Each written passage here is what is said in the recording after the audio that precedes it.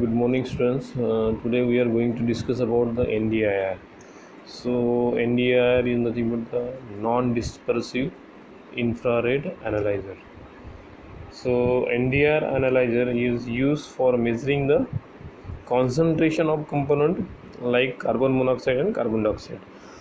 So prior to understanding NDIR, uh, we have to study about the pollutant in the exhaust gases. So the that portion you have to cover by yourself. Means what are the different pollutants are there? That is a generalized concept. There are carbon monoxide, hydrocarbon, hydrocarbons are there. Then sulfur dioxide. Such many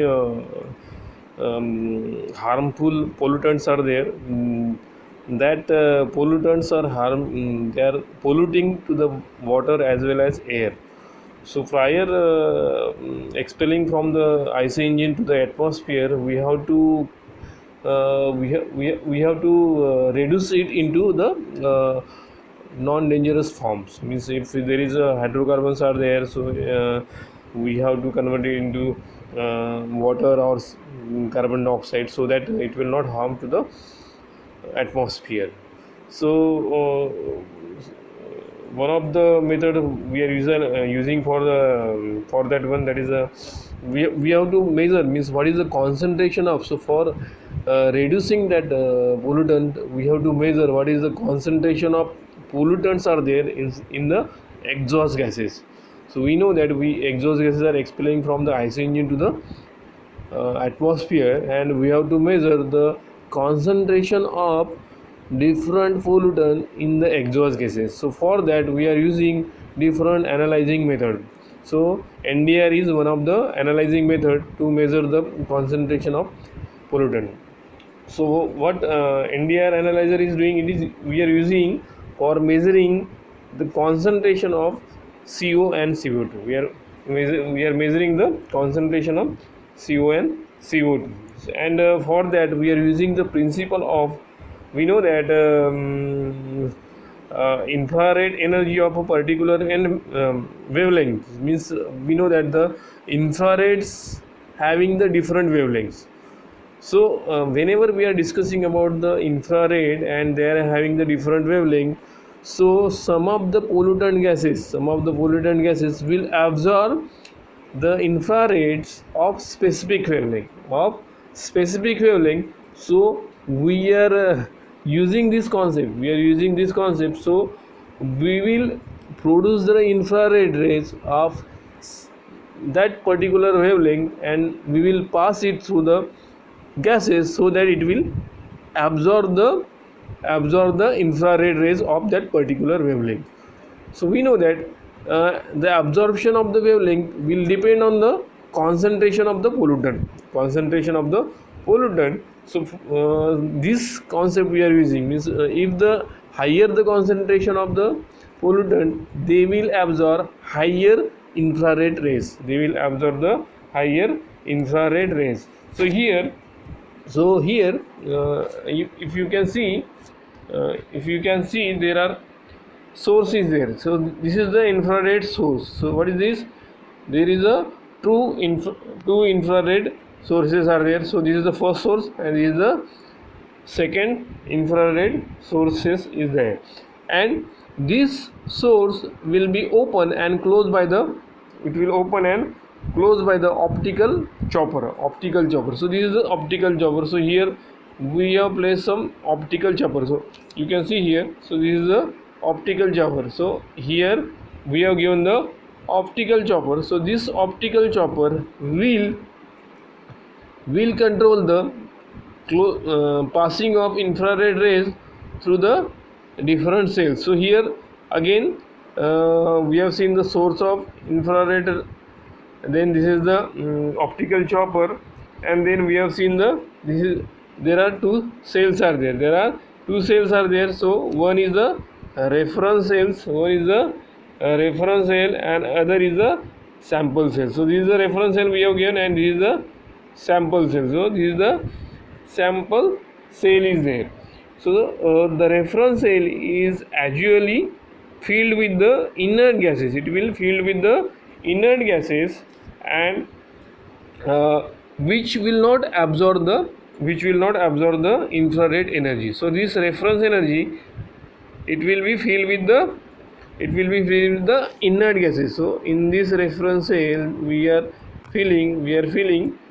So in this reference cell, so this is the reference cell and this is the sample cell. So in reference cell we are filling this reference cell with the inert gases, and this sample cell we are filling with the gas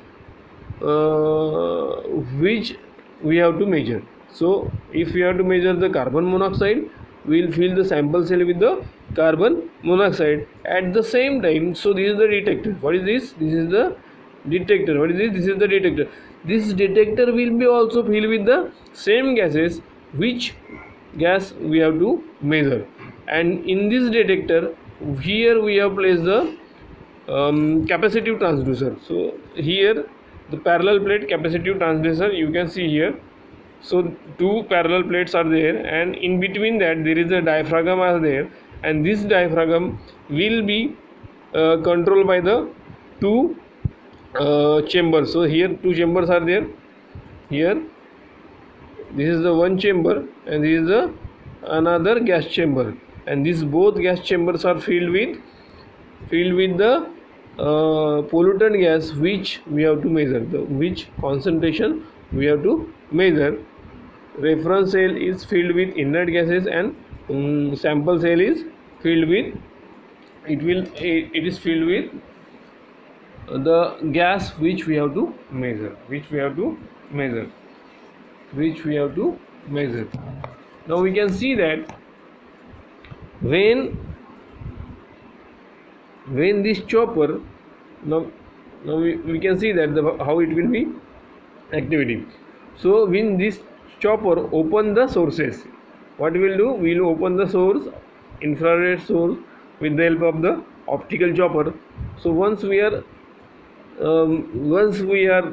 opening the sources, so source will produce the infrared rays, and it will pass through reference cell, and sample cell. But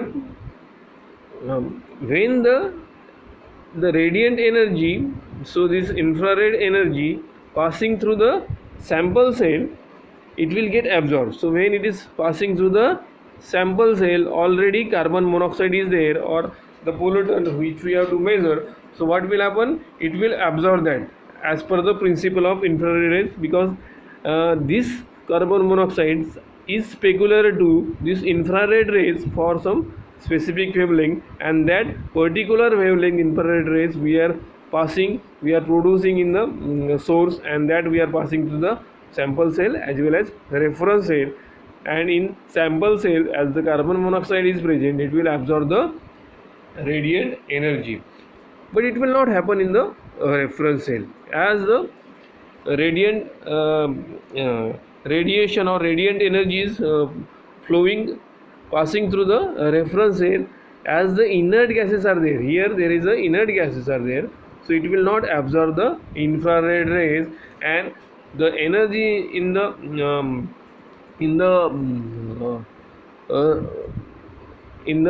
infrared rays will be same as it is coming from the source, and it will pass through this chamber. So it will have detector chamber. So here, as the radiant energy is unchanged, it will pressurize the gases because this energy will be absorbed by the carbon monoxide, because here there is a carbon monoxide is there. So the radiant energy passing through the reference cell will be unchanged, and it will be totally absorbed by the carbon monoxide in the detector chamber. At the same time, on the left hand side, whatever the sample cell is there, the radiant energy will be already absorbed by the carbon monoxide here. So here carbon monoxide is there, it will absorb it, and due to that less radiant energy will be absorbed by carbon monoxide in this detector chamber. So due to that, dissimilar pressurization of carbon monoxide will be happen, and due to that this diaphragm. So this diaphragm will be displaced from its place, and due to that they will change the distance between the two capacitor plates. So it will change the distance between the capacitor plate, and as the distance is changing, the capacitance of this parallel plate capacitor will be changed, and it will, we can measure that capacitance with the help of oscillator, RF bridge, um, main amplifier, and we can calibrate it in terms of concentration of carbon monoxide. We are calibrating this change in capacitance in terms of concentration of carbon monoxide, and we can measure the carbon monoxide with the help of non-dispersive infrared analyzer. In this we are using the two cells. We are using reference cell and sample cell. In sample cells we are filling the gas which we have to measure, the concentration of the gas which we have to measure. So we can say that is a carbon monoxide.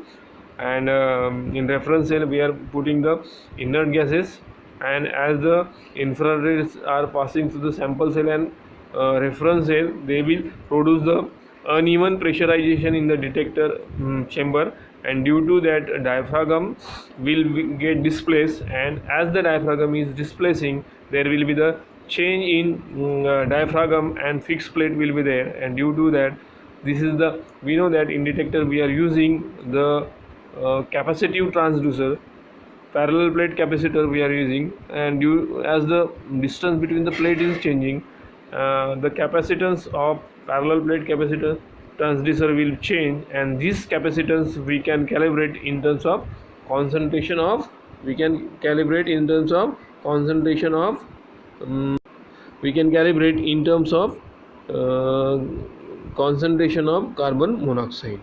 We can calibrate in terms of concentration of carbon.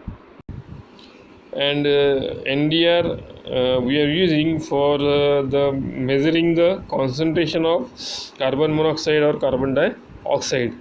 There is another one method is there, that is the flame ionization detector, and we are measuring in flame ionization detector the concentration of hydrocarbon. We are measuring the concentration of hydrocarbon. So we will see that one.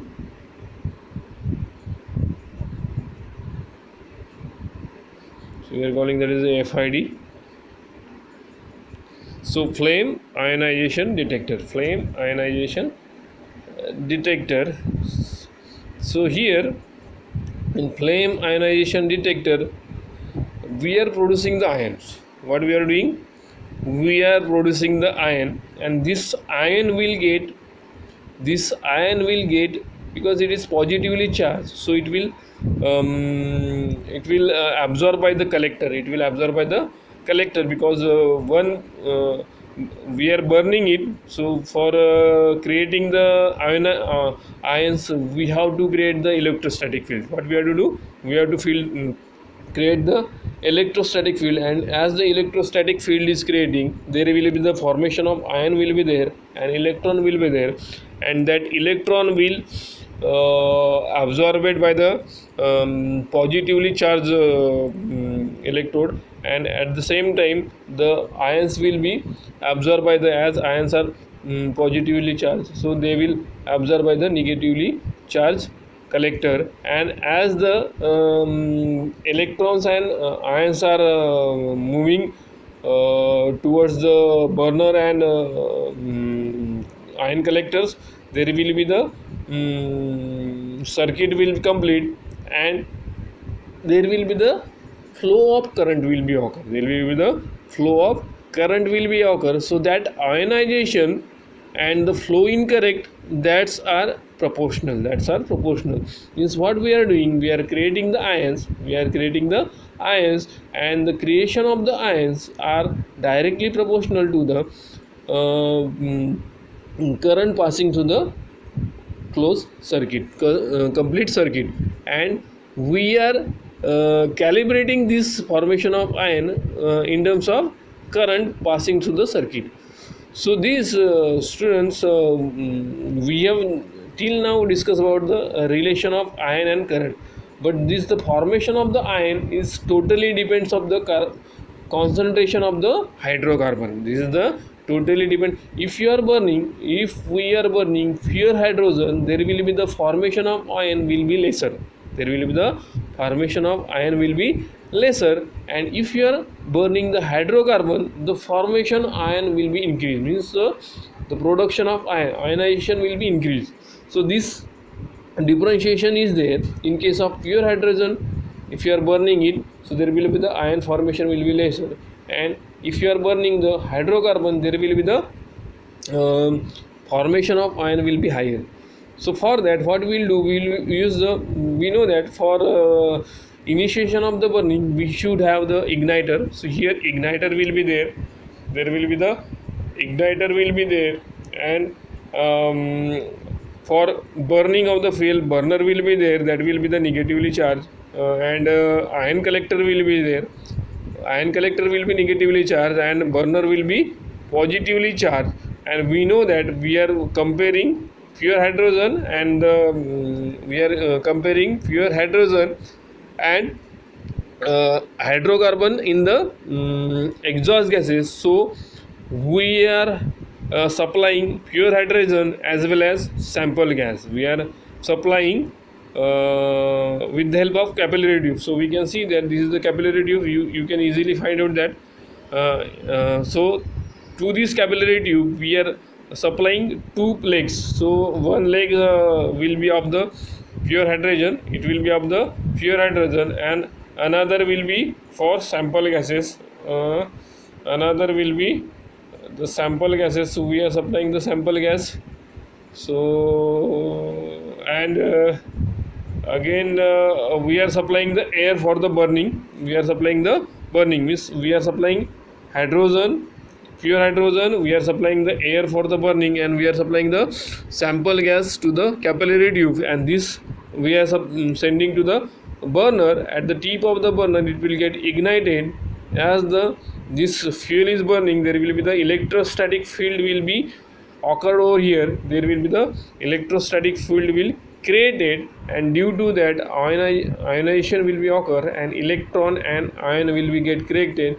The electron will flow through the positively charged burner, and ion will flow toward the negatively charged collector, and this burner and collector are connected with the circuit, and as the electron and ion are flowing through the collector and burner, there will be the complete circuit will be happens, and from the circuit there will be the direct current will be there, there will be the flow of direct current will be there, and this direct current is proportional to the formation of ion, and this formation of ion is proportional to the concentration of hydrocarbon in the sample gas. As we are burning the sample gas, there will be the whatever the percentage of concentration of hydrocarbon will be there. Depending on that concentration, the similar ion will be formed after burning of the that fuel, and whatever the percentage of or proportion of ion will be formed in the similar form, there will be the direct current will get produced, and this direct current we can calculate in terms of concentration of hydrocarbon in the gases, in terms of hydrocarbon in the gases. So till this we'll stop over here, and we will see the two-way and three-way catalytic converter in our next lecture. Thank you.